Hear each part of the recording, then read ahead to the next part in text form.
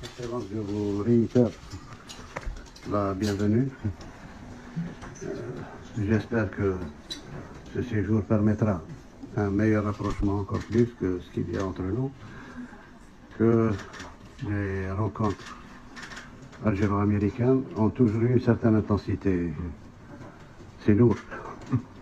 Ça se termine toujours bien, une compréhension, parce qu'il y a beaucoup de similitudes, énormément de similitudes dans notre lutte pour notre libération et la vôtre. D'ailleurs, nos deux journées nationales d'indépendance, c'est quelques heures qui nous séparent. Pour vous, c'est le 4 juillet, pour nous, c'est le 5 juillet. Le système, la démocratie américaine, personne ne peut la contester. C'est un peuple qui s'est construit sur la démocratie. Nous essayons, nous aussi, de bâtir notre démocratie avec nos propres valeurs et notre propre histoire. Elles se rejoignent, de toute façon, la démocratie étant le fait que les institutions soient représentatives réellement d'un peuple et d'un... En ce qui concerne, bien sûr, l'arbitrage des États-Unis d'Amérique dans tous les conflits internationaux, dans toutes les...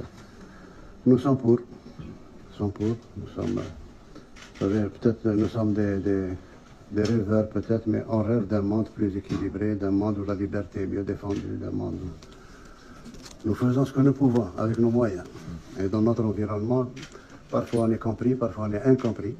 Vous savez, notre environnement, on est entouré de pays qui ne nous ressemblent pas beaucoup, en dehors de la Tunisie. D'ailleurs, c'est pour ça qu'il y a des relations très intimes avec la Tunisie, parce qu'on se ressemble dans beaucoup de domaines. Sinon, toutes nos frontières sont en flammes. La Libye, déstabilisée. Après la Libye, bien sûr, il y a tout le Sahel, il y a ça va du Tchad au Burkina, au Mali, Niger. Et même la Mauritanie est chancelante. Elle n'est pas très puissante. Bon, à côté, nous avons le royaume du Maroc.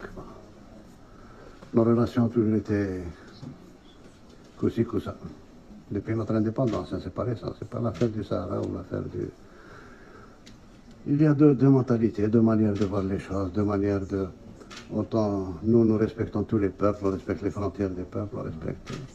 Autant eux sont expansifs, tout ce qui c'est... Vous savez, le Maroc, personne n'oubliera, aucun Algérien n'oubliera que nous avons été attaqués en 1963. On n'avait même pas d'armée régulière.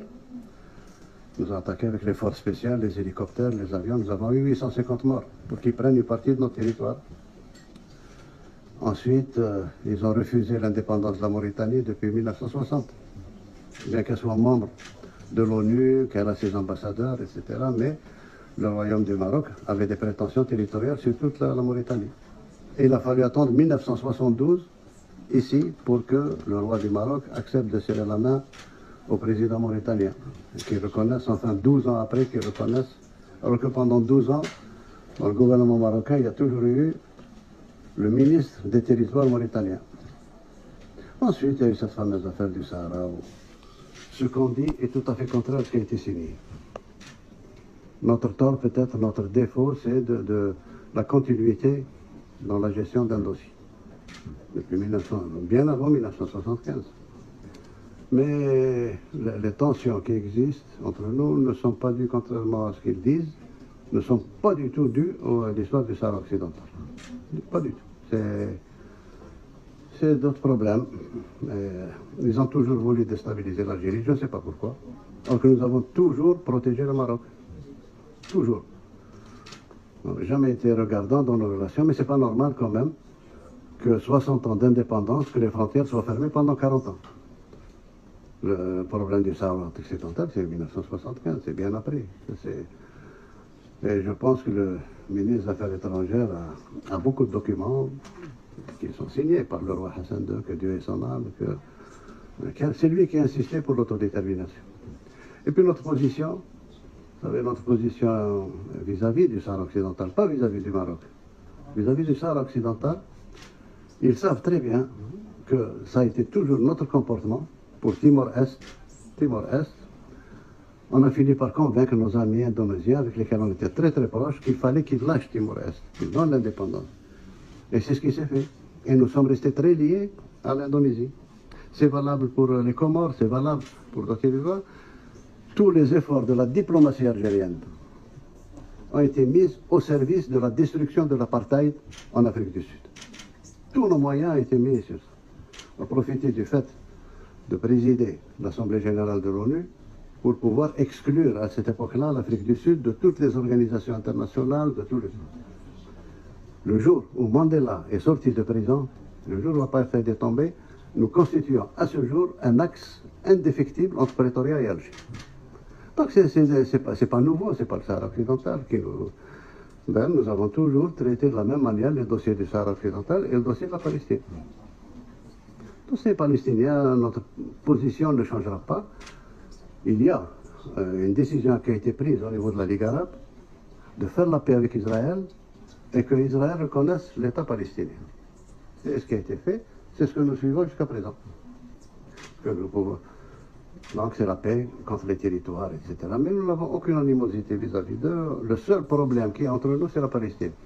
Rien d'autre. Absolument rien d'autre. Donc voilà un petit tour d'horizon pour la Libye. Nous sommes contre la présence de tous les mercenaires, de quel bord qu'ils soient. On n'accepte pas de mercenaires à nos frontières. Nous avons tout fait pour que nos frères libyens aient l'occasion de s'exprimer.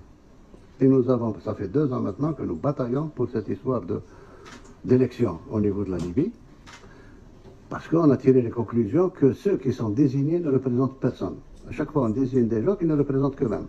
Et on reprend, et on refait, et on reprend jusqu'à la dernière crise qu'ils ont chez eux, entre Dbeiba et celui qui a été nommé par le pseudo de l'Assemblée nationale, Aguila et autres.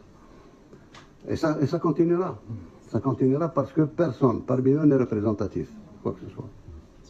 Et ce qui est pire, c'est qu'en Libye, il y a des forces qui font la guerre pratiquement par procuration. Et quand on a affaire à des forces aussi puissantes, ce n'est pas les Libyens qui peuvent les faire sortir.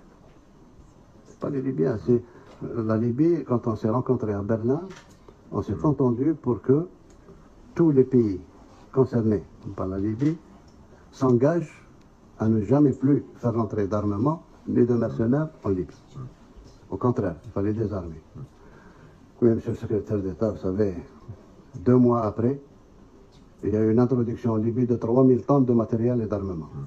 Ce qui veut dire que la solution se trouve ailleurs. La solution se trouve, moi je pense, entre les mains des grands, à travers l'Organisation des Nations Unies. On a la présence de Wagner, on a la présence des Syriens et autres amenés qui sont nos amis, nos frères, les Turcs. Il y a les Janjaouides du Soudan, il y a les mobilisés du Tchad, il y a. Et chacun, ils sont 3 ou 4 puissances à se faire la guerre en Libye. Qui n'est pas la guerre des Libyens. Les Libyens n'ont rien à voir avec ça. C'est pour ça qu'on a dit que si on veut que la Libye soit reconstruite sur des bases démocratiques, il faut des élections à la base. Des élections à la base.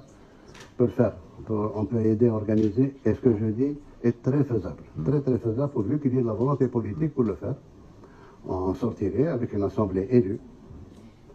Ensuite, tout le monde peut aider à la reconstruction de l'État libyen à partir de l'Assemblée, le gouvernement, le président, etc.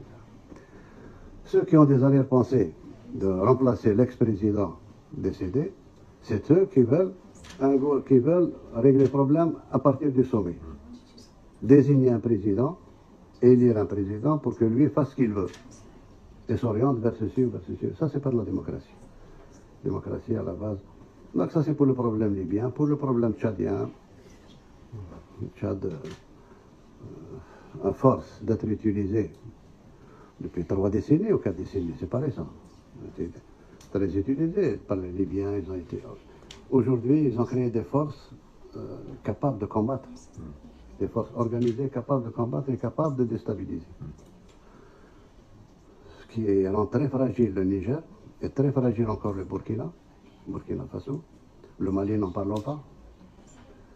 Et puis, je vous parle à cœur ouvert, monsieur le secrétaire d'État.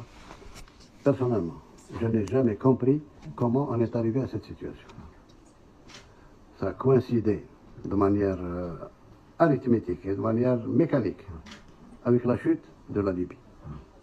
Et l'armement a commencé à se déverser sur le Sahel. Tout le monde voyait ce qui se passait. Personne n'a arrêté. C'est jusqu'au moment où il y a eu Barkhane pour éviter que Bamako ne soit prise par les terroristes. Je peux vous parler du problème malien parce que c'est le problème qui nous est le plus proche. Très très proche même, puisque depuis notre indépendance, depuis 1962, nous n'avons jamais arrêté d'intercéder et d'intervenir entre les tribus maliennes. Comme c'est nos frontaliers, il y a beaucoup de Maliens dont les origines sont algériennes et beaucoup d'Algériens dont les origines sont maliennes. Ce qui fait que nous intervenons à chaque fois pour calmer les velléités tribales, les velléités ceci, cela, depuis Modibo Keïta jusqu'à ce jour. Jusqu'à ce jour. Malheureusement, là aussi, il y a eu des interférences. Beaucoup d'interférences qui ne nous ont pas permis d'agir. Nous sommes arrivés aux accords d'Alger, qui réglaient définitivement ce problème d'antinomie entre le nord Mali et le sud Mali. Il y a eu des intervenants, on n'a pas pu l'appliquer. Il n'est pas appliqué à ce jour. Et ils sont en train de tout faire pour que ça ne s'appliquera jamais. Ils sont en train de changer les données. Tous les signataires sont venus à Alger jusqu'à présent, sont en contact avec Alger et ils tiennent à l'exécution de cet accord, ce qui n'est pas l'avis de l'actuel Premier ministre malien, nommé par la junte, qui lui ne reconnaît pas, qui est même contre, il le dit, il l'écrit. Donc on en est là, on en est là. Il y a eu des incompréhensions avec nos amis français, nous n'avons jamais voulu intervenir. Il y a une entraide qui se fait sur le plan sécuritaire, sur le plan. Mais nous avons toujours dit que la force, c'est pour asseoir la paix, pas pour chercher la paix. Une fois que la paix est revenue, il faut la renforcer avec la force. Mais en attendant, il faut chercher ailleurs. Une présence militaire dans un Sahara aussi important et avec cette multiplicité de problèmes ethniques ne peut servir que sous forme d'appel d'air du terrorisme, sous une forme ou une autre. Une forme ou une autre. Nous aussi, on a subi ce que nous avons subi. On nous a enlevé. Nous savons qu'est-ce qu'il a fait. On nous a enlevé nos diplomates, ils en ont tué 2. C'est même pas où ils sont enterrés. C'est le prix que nous avons payé, que nous continuons à payer pour le Mali et pour l'unification du Mali. Il y a une certitude qui ne changera jamais pour nous, c'est l'unité territoriale du Mali. L'unité du peuple et du territoire. On essaye de faire en sorte qu'on revienne à plus de compréhension de ce problème-là, que ce n'est pas un problème disons, de puissance géopolitique ou autre. Ce que nous voulons, c'est que nos frontières soient calmes. Et ce que nous dépensons actuellement pour protéger nos frontières, on souhaiterait le mettre dans le développement de notre jeunesse, dans le développement de notre territoire. On n'a pas besoin d'autant d'armes ni autant de... Ça, c'est pour nous défendre. D'ailleurs, nous avons une théorie militaire de défense. Nous n'avons jamais eu une théorie d'attaque ou d'aller ailleurs. Jamais. Voilà un peu l'histoire. Pour peut-être couronner le tout, je pense qu'il est temps aussi qu'on s'occupe, nous sommes en train de nous occuper de nos problèmes internes. Nos problèmes internes qui font que, durant ma campagne électorale, j'ai été très clair. C'est très clair.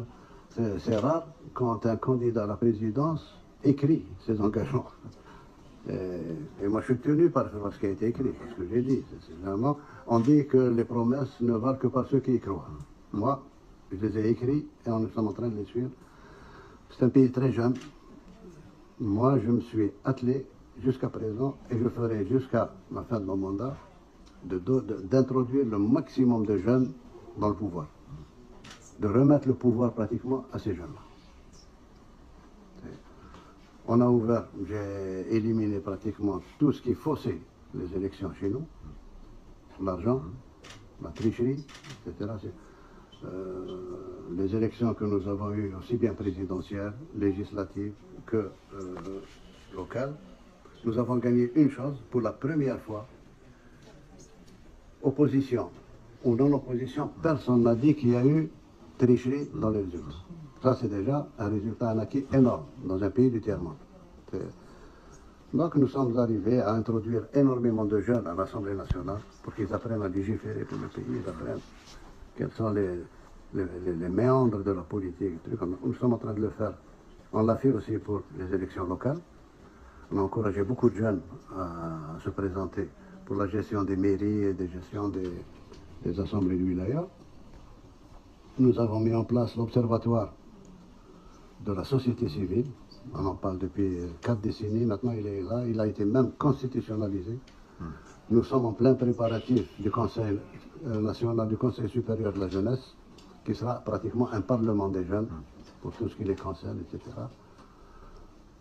Sur le plan économique, nous luttons avec toute l'énergie nécessaire contre la corruption, contre tout ce qui a sali notre pays et qui a détourné l'argent du pays alors qu'il aurait dû aller vers le peuple et vers le développement de ce pays. Nous continuons à lutter comme ça. Sur le plan de l'investissement, nous sommes en train de préparer, peut-être pour un mois ou un mois et demi, nous allons avoir le code des investissements. J'ai exigé que ce code-là soit valable pendant 10 ans. Pendant 10 ans, on n'aura pas le droit de toucher une virgule pour permettre l'investissement, pour permettre libérer au maximum les IDE, l'investissement étranger et même l'investissement national, mettre toutes les barrières nécessaires pour qu'on s'éloigne définitivement de tout ce qui a été fait par l'oligarchie qui est partie, etc. Qui a été très lié avec la mafia russe, mafia italienne, mafia de tout le truc, et qui ont détourné tout l'argent du pays. On essaie d'en faire profiter les jeunes. Ma vision est que ce pays-là est jeune, il faut qu'il soit pris en charge par les jeunes, aussi bien politiquement qu'économiquement. Et c'est pour ça que nous favorisons un point pratiquement sans limite de start-up. J'ai pris un ministre, très jeune ministre de 26 ans, qui est chargé de start-up, qui fait du bon travail, du très très bon travail.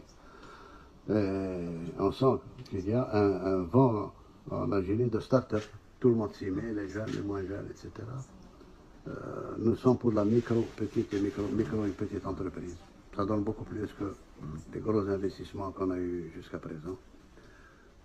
Nous sommes très crédibles parce que nous avons les moyens financiers de transférer les dividendes, les bénéfices des entreprises, ça ne pose aucun problème.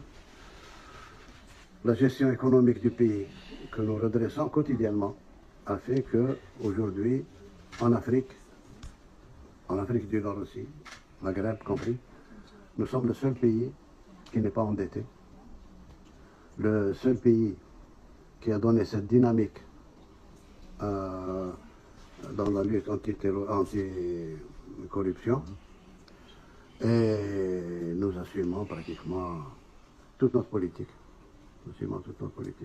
Alors, bien sûr, nous avons de très très grands projets structurants pour le pays. Premier projet, c'est reprendre notre agriculture, parce qu'en principe, avec un pays aussi vaste, on peut servir l'Afrique en matière de grains, en matière de cession. On peut le faire, c'est techniquement très faisable, j'ai toutes les données depuis que j'étais administrateur sur ce plan-là. On peut produire facilement, on peut arriver à 30 millions de tonnes. Nous avons besoin de 9 millions, et les 21 millions peuvent être exportés sans vers l'Égypte, vers le Maroc, vers la Tunisie, sans problème. Sur le plan de l'élevage, nous avons un déficit. Nous avons un déficit en matière de lait. Nous importons énormément de lait en poudre que nous recomposons avec de l'eau ici. Ça, c'est sur le plan de l'agriculture. Sur le plan de transport, nous sommes en train de reconstituer la flotte marchande algérienne. Nous sommes en train de reconstituer aussi la flotte aérienne. Parce que jusqu'à présent, il y a presque la moitié du globe terrestre auquel on n'accède pas. Il faudrait y aller partout maintenant. Sur le plan du transport ferroviaire, c'est l'une des bases de mon programme, c'est d'arriver, comme ça a été prévu avec le port centre d'Alger, d'arriver à en faire un port africain qui permet de transporter tous les conteneurs par voie de chemin de fer jusqu'au Mali et jusqu'au Niger. Nous avons travaillé sur ça avec nos propres moyens. Actuellement, nous sommes à Béchar. La voie de chemin de fer est à Béchar. Béchar est à 900 km d'Alger, dans le sud-ouest. Il reste, pour atteindre Adrar, à peu près 560 km à refaire. Et d'Adrar, on va directement sur le Mali, le Mali. Pour reprendre un peu, une société qui existait du temps de la colonisation qui s'appelait Mer Niger. C'était les marchandises arrivaient par train jusqu'à Béchar et puis repartaient par camion jusqu'au Mali et au Niger. Voilà globalement, de manière très succincte, l'Algérie, tel que je vous en parle. Je vous remercie de votre écoute.